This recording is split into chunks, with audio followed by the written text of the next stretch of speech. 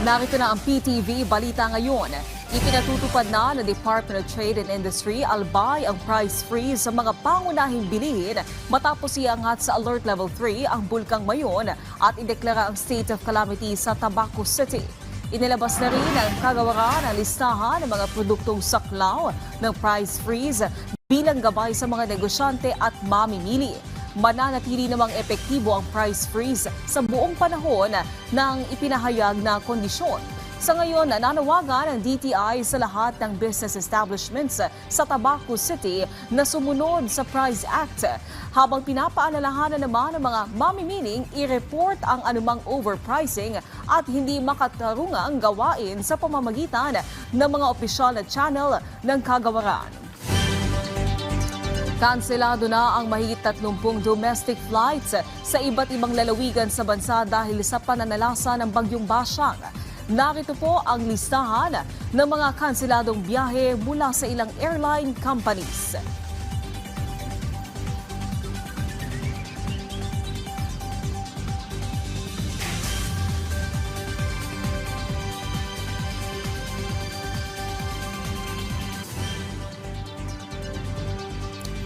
Patuloy namang minomonitor ng Civil Aviation Authority of the Philippines o CAAP ang sitwasyon ng mga airport operation na apektado na nagpapatuloy na sama ng panahon.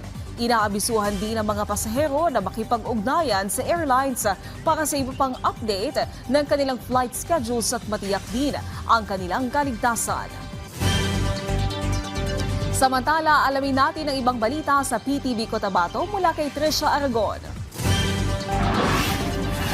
Assalamualaikum, Mapia Mapita, magandang araw. Narito na ang PTV Balitang Cotabato. Ipinamalas sa mga estudyante sa Technical Vocational Education sa Bangsamoro ang kanilang mga kakayahan sa formal na pagbubukas ng isang linggong World Skills Bangsamoro Region Competition na ginanap sa Cotabato State University. Pinangunahan ng Ministry of Basic Higher and Technical Education and Skills Development o MBH-TEST ang aktibidad na tatagal hanggang February 6. Layunin ng kompetisyon na palakasin ang skills development ng mga kabataan at pumili ng mga regional champion na lalahok sa pambansang antas.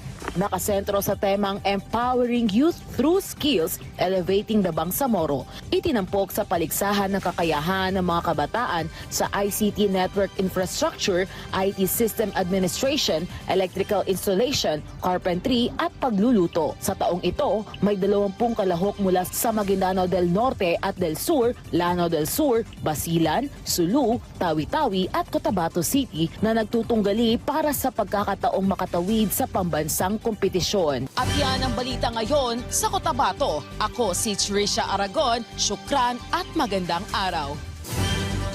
Maraming salamat, Trisha Aragon. At yan ang mga balita sa oras na ito. Para sa iba pang update, i-follow at i-like kami sa aming social media sites at PTV PH. Ako po si Naomi Tiburcio para sa Pambansang TV sa Bagong Pilipinas.